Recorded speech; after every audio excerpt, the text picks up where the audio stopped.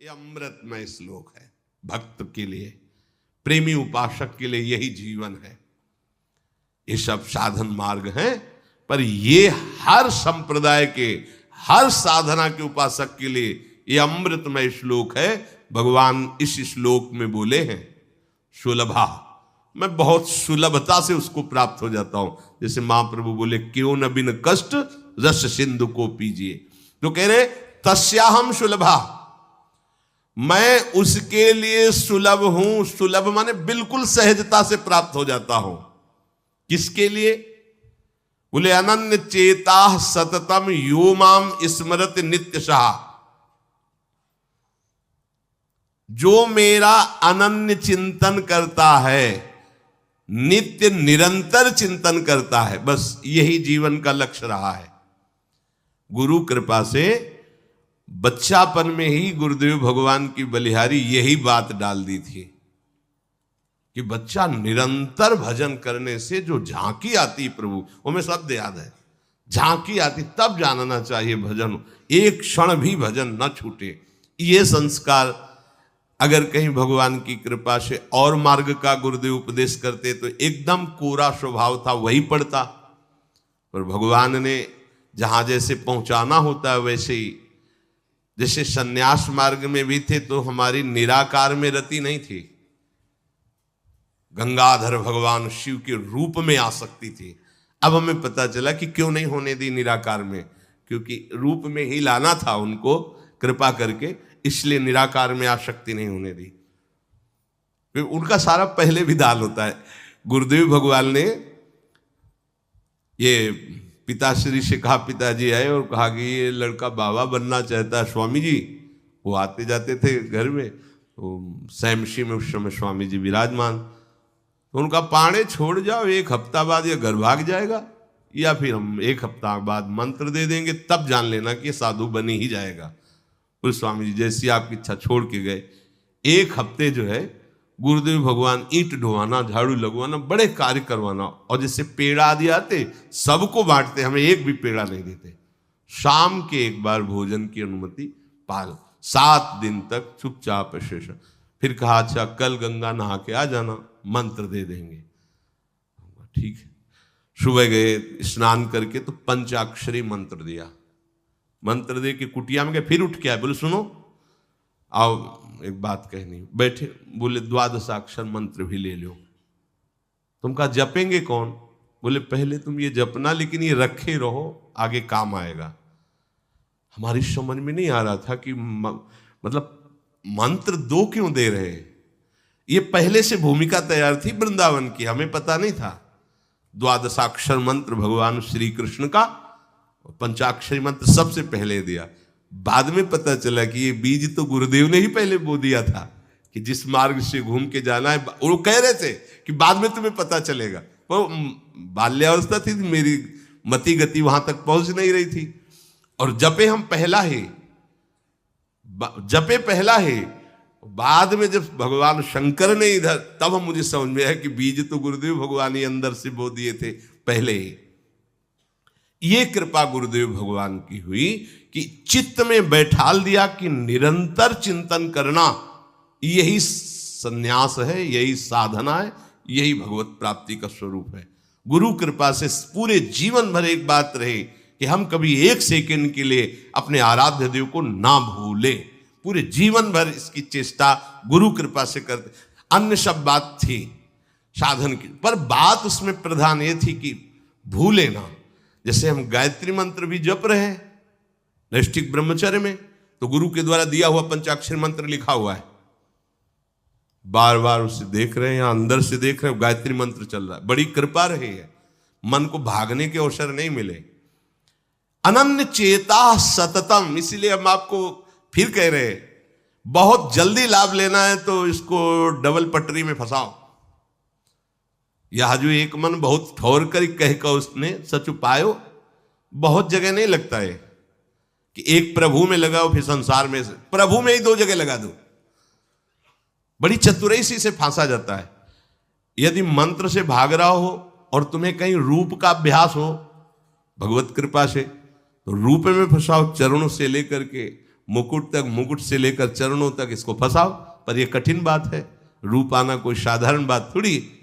तो डबल नाम में फंसाओ। जैसे कल कहा था कि शरणागत मंत्र चल रहा, राधा लिखे है, राधा बार बार, और शरणागत मंत्र जा कहा जाएगा। तो जब गायत्री जी जब करते थे अनुष्ठान पुरस्चरण का, तो सामने पंचाक्षरी मंत्र लिखा हुआ है और गायत्री मंत्र चल रहा है।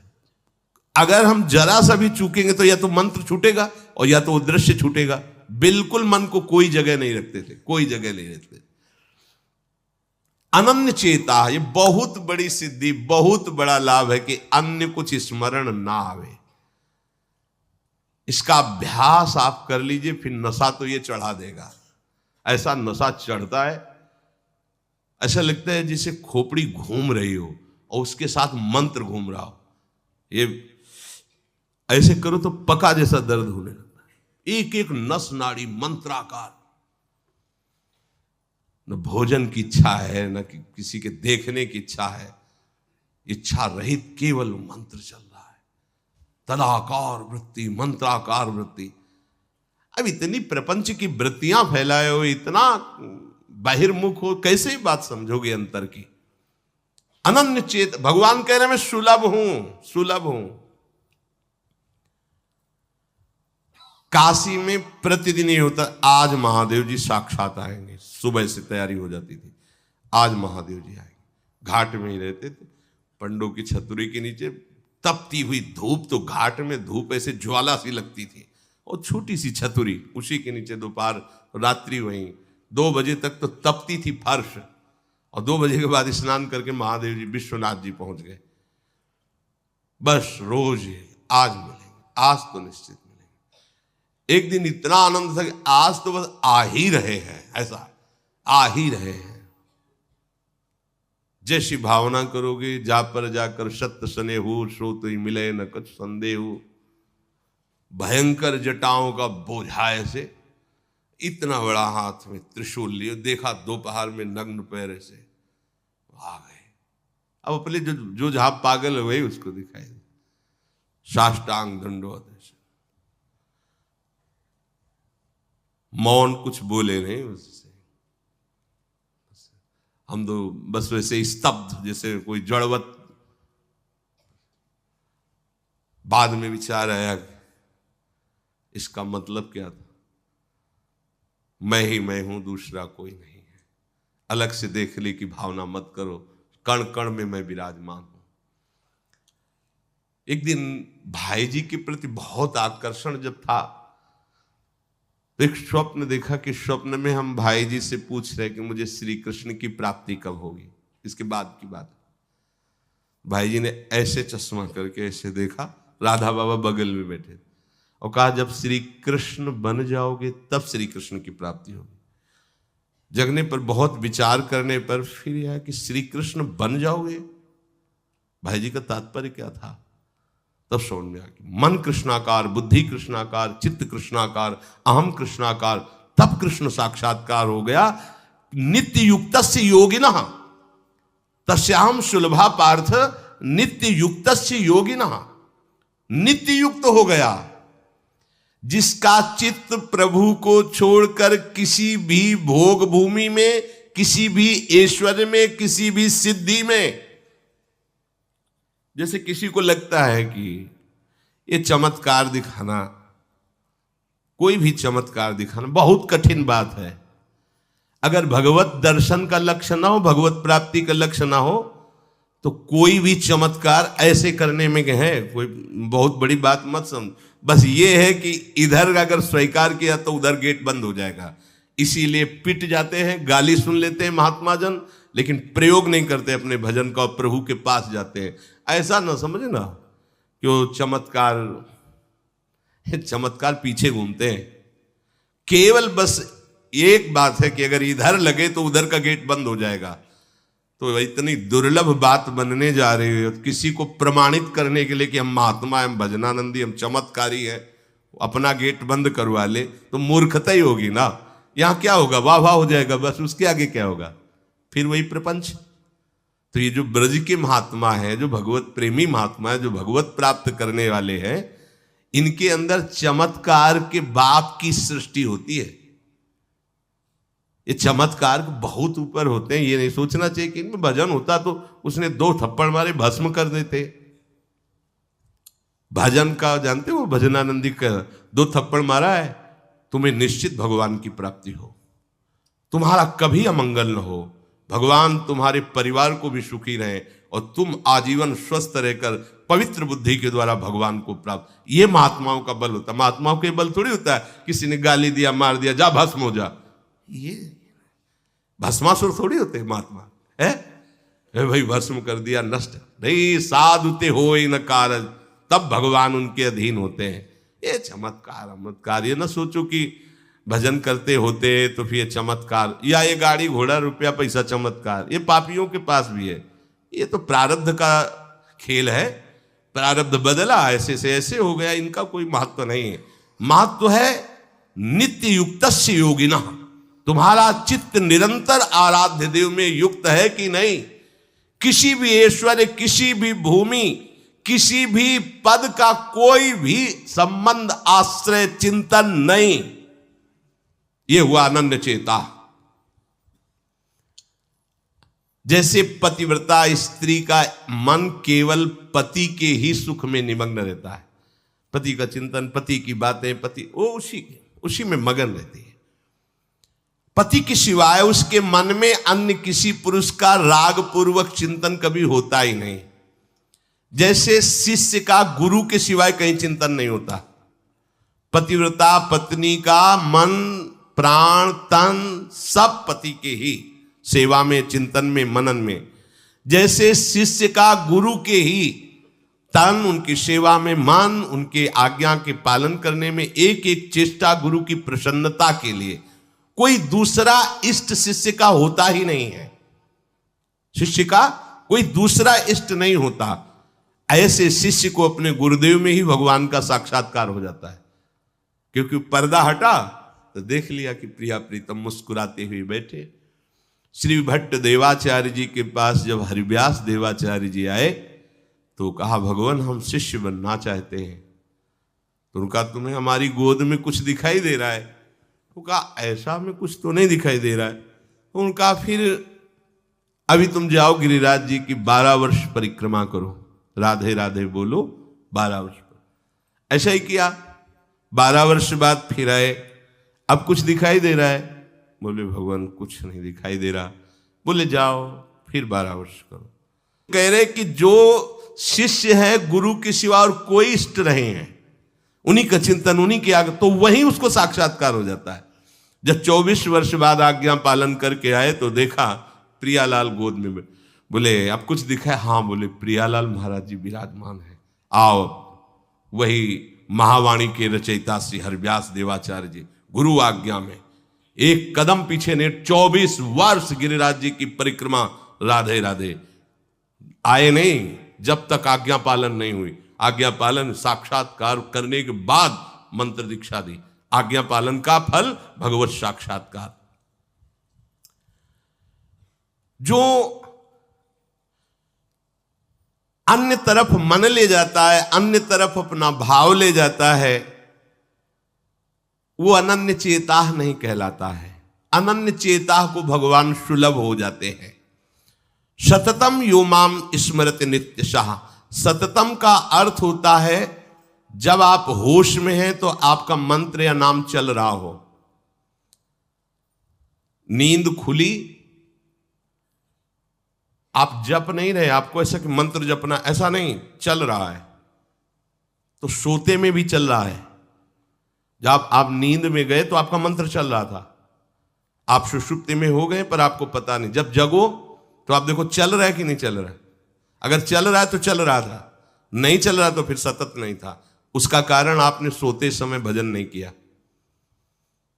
यह भी गुरु कृपा से पहले ही सिखा दिया गया था कि जब तक गाढ़ नींद ना आवे तब तक आसन में बैठ के मंत्र जप करो, जब आ जाए तो लेट जाओ, मंत्र का ही चिंतन करते हुए सो। तो वैसे प्राय उपासक जो भजन करते हो अनुभव करते होंगे, जगते ही मंत्र चल रहा है। सैकड़ों बार तो ऐसा अनुभव हुआ कि हम सो ही रहे हैं पर आसन में बैठ गए। जब चेतना आई तो देखा है कि मंत्र चल रहा है, आसन में बैठे हैं। अभ्यास बहुत बड़ा बल होता, सोते मतलब अभी नींद खुली नहीं, आसन में बैठ गए। बिल्कुल कभी भी जीवन में मतलब 10-5 मिनट का अंतर तो कह सकते हैं, लेकिन ऐसा नहीं कि आधा घंटा 1 घंटा का अंतर कभी जीवन में पड़ा हो। और वो अलार्म कभी जीवन में लगाया नहीं, गंगा किनारे कहाँ अलार्म। अभ्यास बहुत बड़ी ताकत होती, बहुत। आप सोचो, अभ्यास नहीं तो नेत्र खोल के भी निशाना नहीं लगा सकते, अभ्यास है तो शब्द पे गोली मार देगा, आवाज हुई ठीक वहीं गोली लगेगी। अभ्यास बहुत बड़ी ताकत होती है। अभ्यास इतना भजन का, सततम योमम स्मृति नित्यशः, बहुत कठिन लग रहा है ये, पर एक बार मन पकड़ लेगा तो बहुत आनंद आएगा। कैसी कैसी आनंद वृत्तियां होती हैं निरंतर भजन करने वालों की। दूसरे की जरूरत नहीं, अपने आप में नाचता है, अपने आप में बातें करता है, अपने आप में हंसता है, अपने आप में खेलता है, उसे किसी और की जरूरत नहीं होती। वो अपने आप, जो आप है ना, वो अपने आप से खेलता है, अपने आप में हंसता है, अपने आप से बातें करता है। जो भगवत प्राप्ति करना चाहता है, जो अध्यात्म की ऐसी ऊंचाई पर पहुंचना चाहता है जहां काम क्रोध लोभ मोह मद मत्सर ईर्ष्या द्वेष इनका प्रवेश ही नहीं, इनकी पहुंच ही नहीं है, कितना उस हृदय में आनंद होगा जिसमें कोई कामना नहीं है, कोई द्वंद्व प्रभावित नहीं कर पा रहा। और यही तो प्राप्त करने के लिए हमें मानव देह मिला है।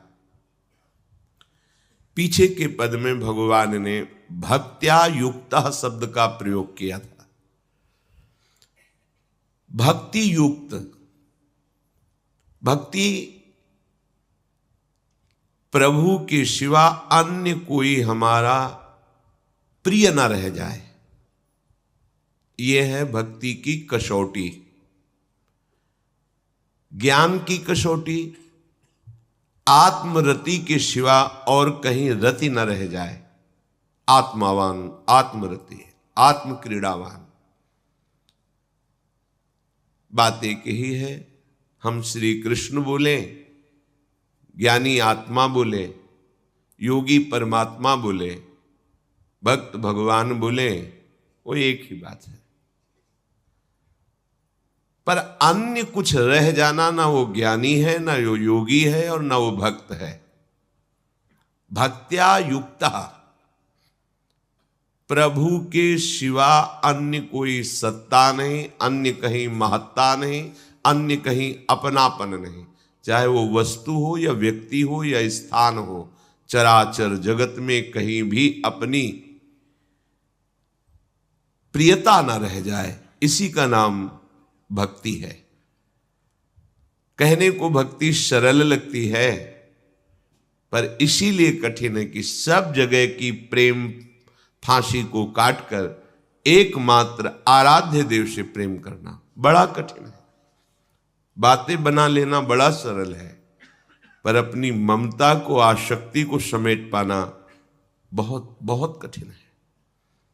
कोई बिरला साधक ऐसा होता है जो अपने लक्ष्य की तरफ रखता है, भगवान सामने, सदगुरुदेव सामने, पर ये दुष्ट इंद्रियां और मन जगत को ही पाना चाहते हैं, जगत को ही भोगना चाहते हैं, जगत को ही देखना चाहते हैं। कैसी मलिनता!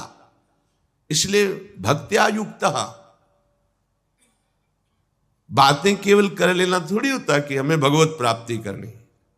भगवत प्राप्ति करनी है तो इसके मूल में सारी बात आ गई कि अब मुझे और कुछ चाह नहीं रखनी, और कोई कामना की पूर्ति नहीं करनी, और किसी से अपनापन नहीं रखना, मुझे प्रभु चाहिए। ये सावधान हो जाइए, आप एकांत में भी भगवान के सामने हैं, आपको हमारे श्यामा श्याम देख रहे हैं। ऐसी भावना से हर समय सजग रहोगे तो पापाचरण बंद हो जाएंगे। पापाचरण बंद होते ही हृदय प्रभु की तरफ भाग पड़ेगा। प्रभु की तरफ भागना क्या है? प्रतिक्षण उनका गाढ़ चिंतन। फिर किसी सुख की तुम्हें आकांक्षा नहीं करनी पड़ेगी, किसी सुख का तुम्हें अभाव नहीं लगेगा। ई परलोक सकल सुख पावत, मेरी सो भैया कृष्ण गुण संचु। तुम्हें मेरी शपथ है, तुम कृष्ण के गुणों का गायन करो, कृष्ण नाम रटो, कृष्ण रूप ध्यान करो। इसका फल होगा प्रियाजू के चरणों में प्रीति। जिसका गोरे चरणार बिंद से संबंध है, यह परलोक किसी भी सुख की चाह ही नहीं रह जाती। प्रभु करुणा करके कह रहे हैं, वही आचार्य है। मेरी कसम, तुम कृष्ण के गुणों का संचय करो, तुम्हें इस लोक परलोक में सब सुख मिल जाएंगे, कोई अभिलाषा अधूरी नहीं रह जाएगी। पर भक्त्या युक्त, अन्य संबंध, अन्य महत्व बुद्धि, ये कलंक है हमारी भक्ति में। नहीं समझ रहे? चाहते हैं सुख, चेष्टाएं और चिंतन, दुखालयम अशाश्वतम। कैसे मिलेगा? चाहते हो अविनाशी पद और भोग दृष्टि रखते हो विनाशी की, प्रियता रखते हो विनाशी की, गाढ़ चिंतन करते हो विनाशी भोगों का, कैसे अविनाशी पद का अधिकार प्राप्त होगा? अरे तुम्हारा स्वरूप ही अविनाशी है। विस्मृत होकर भोगों में लगने से ही ये तुम्हारी दुर्दशा हुई है। भक्त्या युक्ता, अपने हृदय को भक्ति से युक्त करो। आराध्य देव की शिवा और कहीं चिंतन न जाए। अभ्यास योग युक्तेन चेतसा नान्यगामिना। स्पष्ट कह रहे हैं प्रभु, परमं पुरुषम दिव्यम याति पार्थान चिंतयेत्। निश्चित परम पुरुष दिव्य, उस परमात्मा की तुम्हें अनुभूति होगी, उसका साक्षात्कार हो जाएगा।